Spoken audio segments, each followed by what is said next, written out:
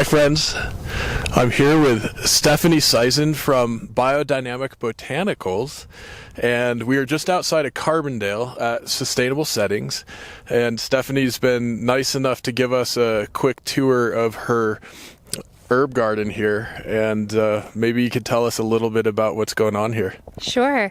We grow about 30 different variety of medicinal herbs for my own product line, for other product lines, and apothecaries. So most of it gets dehydrated and is used for teas and tinctures and salves and oils and whatever else herbalists want to craft with it. Wonderful. And can you walk us through and tell us a little bit about what's growing right through here? I can. And so this is a new entrance. We're just starting, and we have some of the biodynamic prep plants here that are also medicinal herbs. So these are used in biodynamic agriculture, but also for lots of different herbal purposes. So this is yarrow, which is native to Colorado and lots of other places, but its Latin is Achillea millefolium, which is said to come from the warrior Achilles, who was reported to never go into battle without yarrow for his soldiers. The reason being, it's a rapid blood coagulator. They also like to call it nosebleed because it'll stop bleeding, whether it's your wound or your nose. And then we use it as well for like in allergy teas and things like that because it helps drain congestion out of the head. So that's a really fun one, and it's really, really drought tolerant. So this is an area that doesn't get much water, and so a lot of our edges will be planted or are planted with yarrow because it likes this dry, sunny landscape. I think I remember hearing that yarrow, that Roman soldiers would spread yarrow all over their bodies before going into battle to help if they got wounded, basically. Right. Is that right? It also helps prevent infection. Yeah. Okay. Too. So it's a good one to have in your first aid kit if you're out in the backcountry and you get cut. Yep. Great. Okay. Beautiful. So we've got a few other little guys, but we'll see some bigger patches of those as we go through. So some echinacea, which people are familiar with, some lavender, yes. lemon balm, hawthorn. This is all angelica.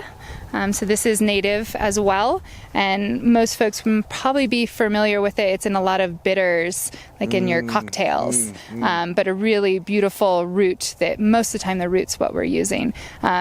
Interesting flavor profile, and just gets incredibly tall with these beautiful umbelliferoid flowers, which bring in beneficial insects, and there's all kinds of other uses, but for us it's a really beautiful medicinal. And the others in the umbel family are like Queen Anne's lace, I think carrot might be. Yep, everything right? in the carrot family. We've got Osha is in that category. Yeah, favorite. We've got wild carrot, which is Queen Anne's lace. We've got lovage, cilantro, yes. parsley. Those are also in that family. Yeah. Really beautiful flowers that are great in our gardens to bring in the beneficial insects. Beautiful. Yeah. Okay. This is kind of permaculture's darling herb. Do you know it? It's not comfrey, is it? It is comfrey. Okay. Ding ding. Oh my gosh. Yeah, so really beautiful nutrient accumulator, creates a lot of biomass that's good for fertilizing our garden. We can make compost teas out of it, but it's also a rapid cell regenerator, so it's going to help heal wounds faster. They also used to call it knit bone, so people would make poultices and put it on sprains and strains and broken bones and things like that. And do you use it internally as well as topically? I do a little bit, but it's not done in the trade. It's a really, really strong, powerful herb and can be hard on the liver for folks. So mostly it's a topical. Okay.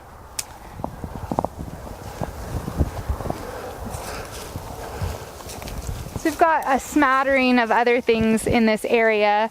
We've got hyssop, which is an herb that's a classic old world herb that we would use for coughs and congestion and lung mucus, things like that. We've got some elecampane around. We've got some burdock, which is, a weed to some folks, but also, watch out for that stump, a food and a great medicine, helps to bind heavy metals in the body. Really, really beautiful herb. I have to share really quick, one of the things I love to do is get burdock root and then chop it up or even mince it and include it in my soup or stew. And, it's so mellow in terms of taste. Nobody would even necessarily know it's there, but of course you're getting those medicinal benefits. Right, and it's big in the Oriental folks, China, Japan. A lot of them use burdock as a food regularly, and you saute it up, it's delicious. Yes. Really good. Love that. Love that. My friend Brigitte Mars recently told us in a class that burdock is this French, and beurre means butter, and one of the old ways of wrapping the butter was with the burdock leaves, and I hadn't known that. That's kind of fun to think about. And they say that this is one of the possibilities of how Velcro was created. If anyone's ever come in contact with the seed head, it just attaches to you and won't let go. And that is said to be how we came up with the idea of Velcro. Is that the notion of having a burr under your saddle? Yeah, maybe. Nice. Cool. Okay. All right. This is so fun. Yeah, this is a little bit more wild section where every herb can be and live. And so we have probably 60 to 70 varieties in here, but in small numbers. And then as we move back, it's more the traditional kind of row culture, and we have about a dozen herbs that we grow more for the larger scale. Okay. So we've got some wild ones in here, mugwort, valerian, this giant Turkish plantain. As you can see over here, this guy is the elecampane, which it all just looks green right now, but this will get really tall and have this beautiful yellow flower on top. Beautiful. Beautiful. And what is this structure? This is just the place that I come to in the morning and have my tea, or the place that I come to in the evening and have my tea and look at Mount Sopris and have fires and, kind of have some reverence for this space. Beautiful. Yeah. Thank you for sharing this with us. For sure. And tall people have to bow when they come in. Yep. Not me though. No. Should I be following you right now? You can come this way if that works with your cord. We'll see. I'm on a leash. You are. Oops. I didn't bow far enough. No, again. All right, we're gonna make sure we're not getting hung up here. And we'll just kind of stay on this straight path, so it'll be a little cool. Thank you.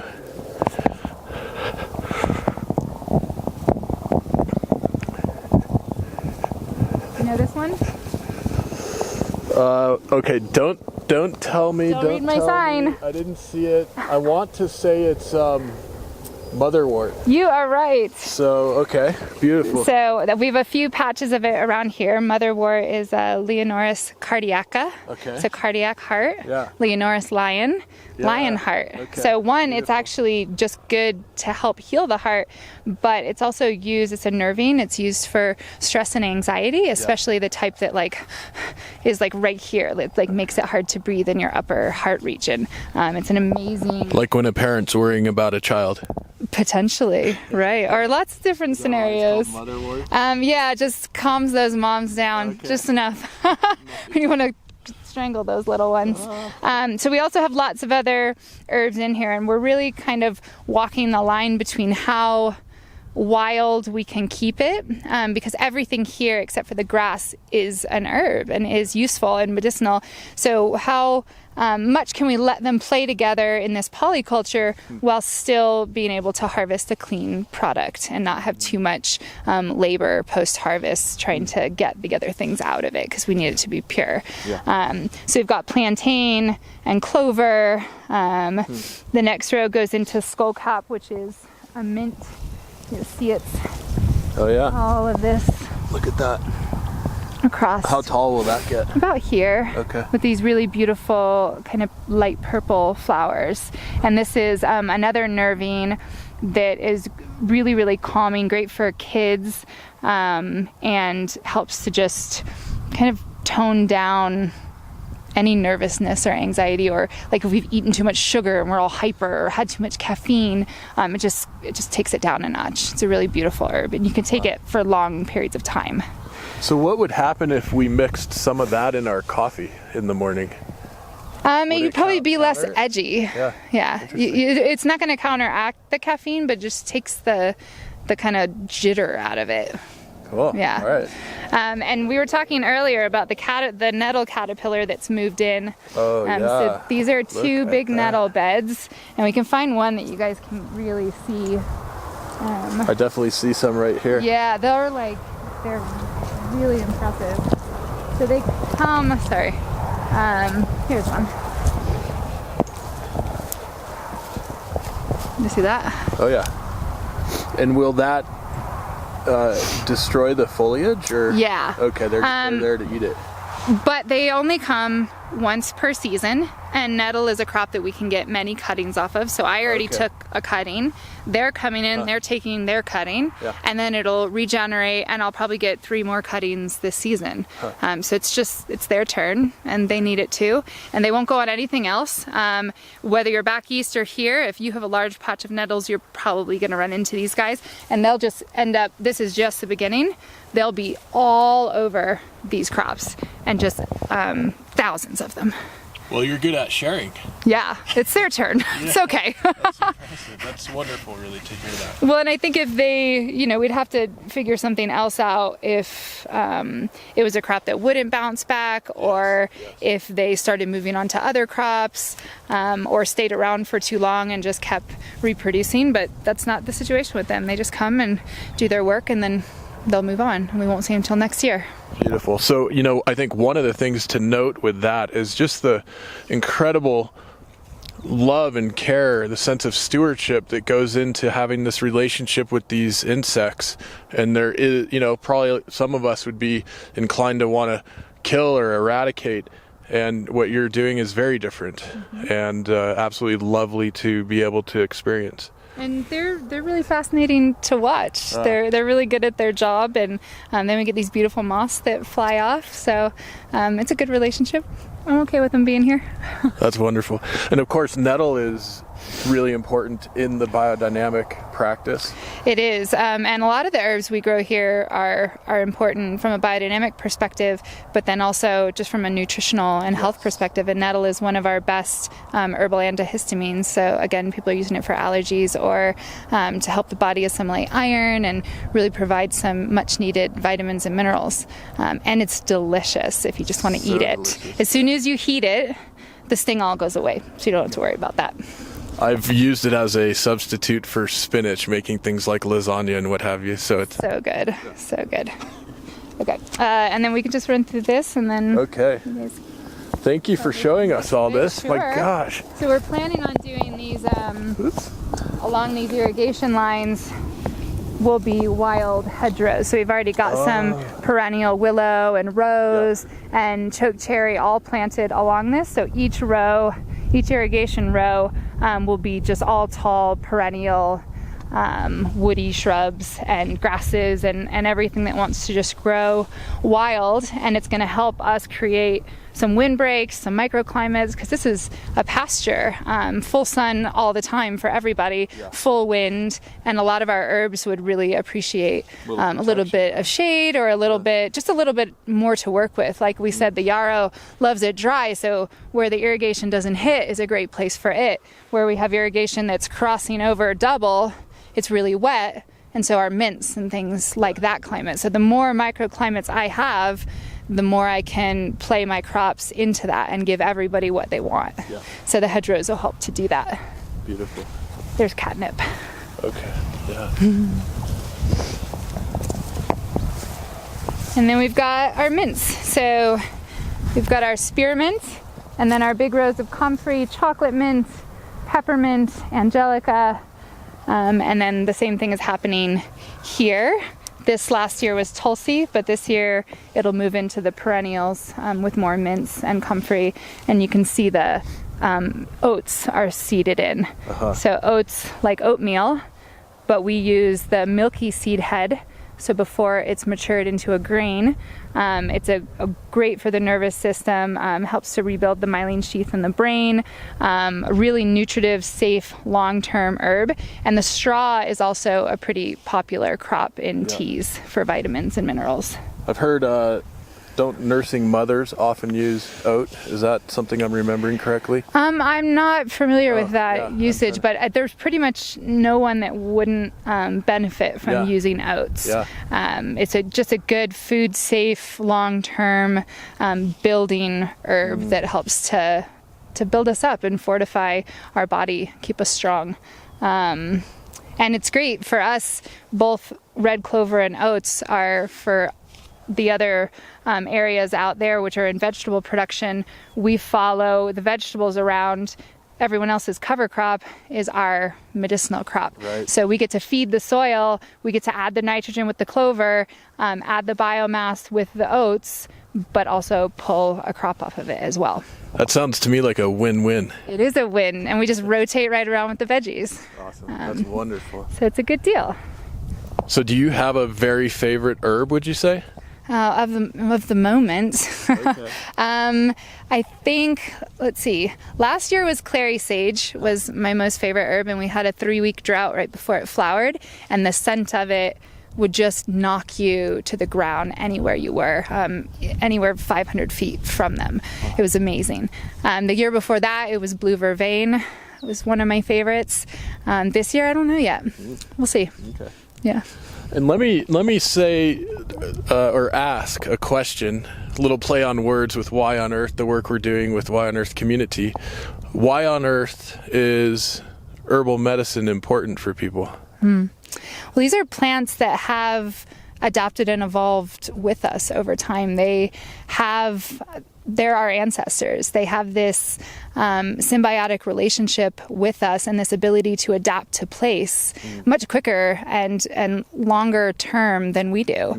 And so by consuming them, not just as okay, I don't want to take aspirin, I'll take willow bark instead, really integrating these plants into our lives on a daily basis, remembering what it's like to be wild. The herbs, I love vegetables, but herbs get me in a different way, and their genetics are so much more wild still. You don't get germination. When you germinate a flat of ashwagandha, you get like 3 in 4 days, and then maybe 10 more pop up in a week, and then maybe 3 weeks later or 3 months later, more will germinate, because they're just still very much wild. So there's so much diversity, it sounds like, in that. So much diversity. Pool. Yeah. And like we talked about with the irrigation, there's an herb for every place in whether we have a north side of our house, we have a hot side that's on the south that's dry, there's an herb that can go there. And these are plants that other farmers plant in their gardens to bring in beneficial insects and to keep their veggie patches healthy. And so we don't have pest issues, we don't have disease issues. They're tough, and I like that about them. Yeah. Beautiful. Well, let me ask you another similar sort of question now.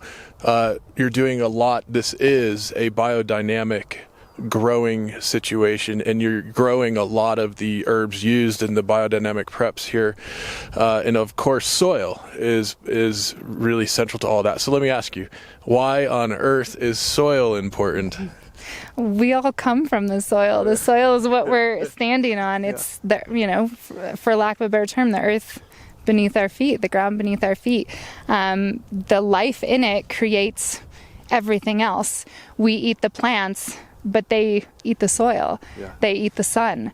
And our relationship with it, there's a whole world down there. And when you really start getting into soil science and the life that's down there, it's a whole nother ecosystem. It's not dirt. It's not just something that we build our houses on. It's alive. And that goes into everything we do here, whether straight into my hands from the dirt under my fingernails or into the plants or the animals.